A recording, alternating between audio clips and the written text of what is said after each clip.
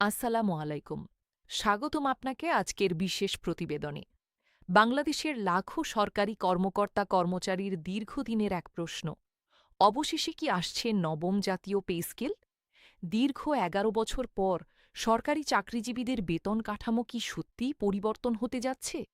সর্বনিম্ন বেতন কি ২০,০০০ টাকা ছাড়িয়ে যাবে?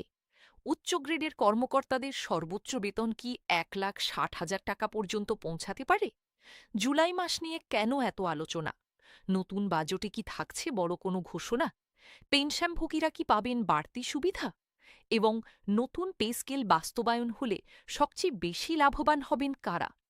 আজকের ভিডিওতে আমরা জানব নবম জাতীয় পে স্কেল নিয়ে আলোচনার বর্তমান অবস্থা, সরকারি চাকরিজীবীদের দাবি, সম্ভাব্য পরিবর্তন, বেতন বৃদ্ধি হলে কী প্রভাব পড়তে পারে এবং সামনে কী হতে পারে তার বিস্তারিত বিশ্লেষণ।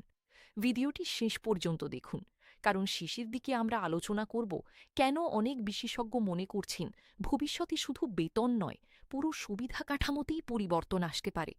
চলুন শুরু করি মূল আলোচনা। বাংলাদেশে সর্বশেষ জাতীয় পে স্কেল কার্যকর হয়েছিল ২০১৫ সালে, অর্থাৎ প্রায় এক যুগ। এই দীর্ঘ সময়ে দেশের অর্থনীতি অনেক পরিবর্তিত হয়েছে। মূল্যস্ফীতি বেড়েছে, জীবনযাত্রার ব্যয় বেড়েছে, বাজারে প্রায় প্রতিটি পণ্যের দাম বেড়েছে। একসময় যে টাকায় মাসের বাজার করা যেত, আজ সেই টাকায় কয়েকদিনও চলা কঠিন বলে অভিযোগ অনেকের। চাল, ডাল, তেল, মাছ, মাংস, শাকসবজি, শিশুদের শিক্ষা খরচ, ওষুধ, যাতায়াত সবকিছুর ব্যয় বৃদ্ধি পেয়েছে। কিন্তু সরকারি চাকরিজীবীদের অনেকের মতে বেতন বৃদ্ধি সেই গতিতে হয়নি। ফলে দীর্ঘদিন ধরেই নতুন পে স্কেলের দাবি জোরালো হয়েছে। বিশেষ করে নিম্ন ও মধ্যম গ্রেডের কর্মচারীরা বলছেন, বর্তমান বেতন কাঠামো দিয়ে সংসারের ব্যয় সামাল দেওয়া আগের চেয়ে কঠিন। একজন কর্মচারীর হয়তো বাড়ি ভাড়া দিতে হয়, সন্তানের পড়াশোনার খরচ বহন করতে হয়, বয়স্ক বাবা মায়ের চিকিৎসা খরচ চালাতে হয়, নিত্য প্রয়োজনীয় বাজার করতে হয়। সব মিলিয়ে মাস শেষে অনেকের হাতে সঞ্চয় থাকে না বললেই চলে। এই কারণেই নতুন পে স্কেল নিয়ে আগ্রহ এত বেশি। এখন প্রশ্ন, নতুন পে স্কেল নিয়ে আসলে কি চলছে? বিভিন্ন সময় সংবাদ মাধ্যমে আলোচনা এসেছে নতুন অর্থবছরের বাজেট, সরকারি ব্যয় পরিকল্পনা এবং কর্মচারীদের সুবিধা নিয়ে। কিছু প্রতিবেদনে ইঙ্গিত দেওয়া হয়েছে সরকারি চাকরিজীবীদের আর্থিক সুবিধা নিয়ে বিভিন্ন পর্যায়ে আলোচনা হচ্ছে।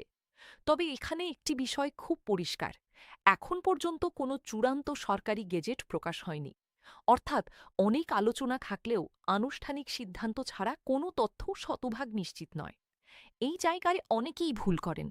গুজব আর সরকারি সিদ্ধান্ত এক বিষয় নয়। এখন আসি সবচেয়ে আলোচিত বিষয়, সর্বনিম্ন বেতন। অনেকের ধারণা, যদি নতুন কাঠামো আসে তাহলে নিম্ন গ্রেডের কর্মচারীদের জন্য বেশি সুবিধা রাখা হতে পারে। কারণ মূল্যস্ফীতির সবচেয়ে বড় প্রভাব পড়ে তুলনামূলক কম আয়ের মানুষের ওপর। ফলে ভবিষ্যতের যে কোনো পরিকল্পনায় তাদের বিষয়টি গুরুত্ব পেতে পারে এমন আলোচনা রয়েছে। অন্যদিকে উচ্চ গ্রেডের ক্ষেত্রেও পরিবর্তনের সম্ভাবনা নিয়ে আলোচনা আছে। কারণ সময়ের সঙ্গে প্রশাসনিক দায়িত্বও পরিবর্তিত হয়েছে। তাই বেতন কাঠামো পুনর্বিবেচনার দাবি বহুদিনের।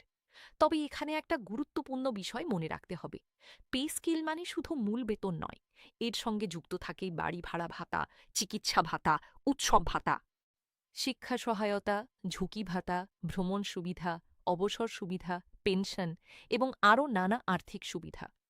ফলে মূল বেতন কিছুটা বাড়লেও মোট আয় অনেক ক্ষেত্রে বেশি বৃদ্ধি পেতে পারে। ধরা যাক, একজন কর্মচারীর বর্তমান মূল বেতন ২০,০০০ টাকার কাছাকাছি। যদি নতুন কাঠামো অনুযায়ী ভবিষ্যতে তার বেতন বাড়ে, তাহলে শুধু বেতন নয়, সঙ্গে বাড়তে পারে অন্যান্য ভাতাও। ফলে মাসিক মোট আয়ে বড় পরিবর্তন আসতে পারে। এখন আসি ধাপে ধাপে বাস্তবায়নের বিষয়।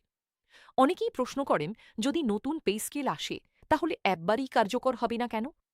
এর অন্যতম কারণ হতে পারে রাষ্ট্রীয় ব্যয়।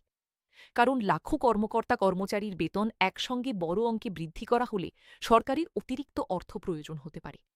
ফলে ধাপে ধাপে বাস্তবায়নের আলোচনা সামনে আসে, যদিও এ বিষয়ে কোনো আনুষ্ঠানিক ঘোষণা নেই। এখন কথা বলি পেনশন নিয়ে। অনেক অবসরপ্রাপ্ত সরকারি কর্মচারী দীর্ঘদিন ধরে বলছেন, বর্তমান অর্থনৈতিক বাস্তবতায় পেনশন সুবিধা পুনর্বিবেচনা প্রয়োজন। কারণ বাজার দর যেভাবে বেড়েছে, পুরনো কাঠামো দিয়ে জীবনযাত্রা পরিচালনা কঠিন হয়ে পড়ছে বলে অভিযোগ রয়েছে। ফলে ভবিষ্যতের যে কোনো নতুন কাঠামোয় পেনশন বিষয়টিও গুরুত্ব পেতে পারে। এমন আশা অনেকে করছেন। জুলাই মাস নিয়ে এত আলোচনা কেন? কারণ বাংলাদেশের নতুন অর্থবছর শুরু হয় জুলাই থেকে। অনেক বড় অর্থনৈতিক সিদ্ধান্ত এই সময় কার্যকর করা হয়। তাই নতুন কোনো পরিবর্তন এলে অনেকে মনে করেন জুলাইয়ের সময়টিই গুরুত্বপূর্ণ হতে পারে।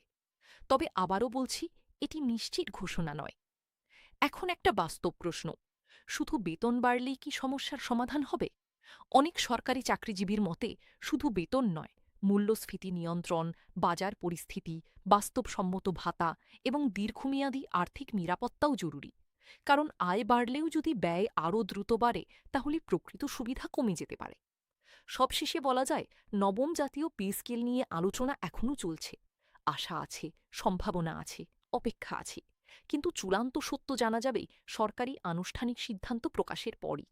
তখন বোঝা যাবে সর্বনিম্ন বেতন কত হবে, সর্বোচ্চ কত হবে, কারা সুবিধা পাবেন, কবে কার্যকর হবে এবং কিভাবে বাস্তবায়ন হবে। এখন আপনার কাছে প্রশ্ন, আপনার মতে সরকারি চাকরিজীবীদের সর্বনিম্ন বেতন কত হওয়া উচিত? নবম পে স্কেল কি এবছর বাস্তবায়ন হবে বলে মনে করেন? কমেন্টে লিখে জানান। ভিডিওটি ভালো লাগলে লাইক দিন, শেয়ার করুন।